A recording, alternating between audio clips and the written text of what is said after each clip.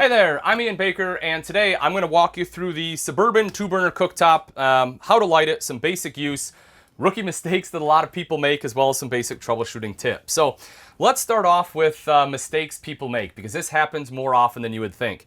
One is people use too big of pots or pans.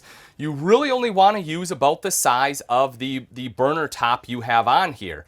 If you get anything bigger than that, what tends to happen is, if you have a pan, say you're using like a 10-inch skillet, right, and it's way out here.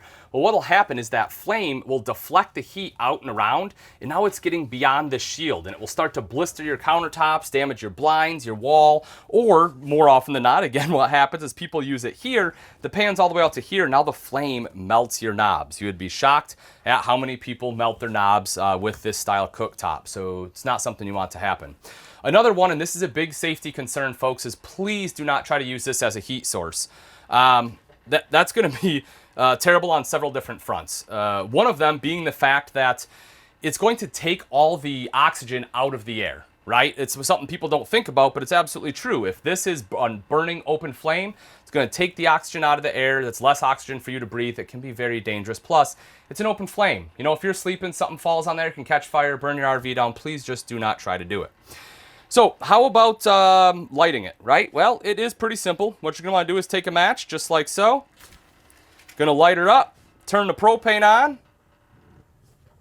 and just like that, you are good to go. And you would do the exact same thing for the front burner here. So it is pretty simple to light, but again, you do have to have another flame source in order to get that started. So what if it's not lighting? What's going on? Well, the first thing I would do is check your fuel source, your propane. I would make sure that the propane tank is on, and if you have two propane tanks, make sure the proper one is selected, the one that would have propane in it. If your propane is good to go and you're still having issues, what I would actually do is turn your propane off, leave it off for about 10 minutes, and then turn it back on. That will reset your regulator in case there's an imbalance in the flow of propane coming to the cooktop. And if you've done both of those and still you're having issues, well, then you're going to want to take a look at the burner and the burner tube assembly underneath just to make sure it's going to be clean of any debris or anything that may have spilled in there that's not letting it light.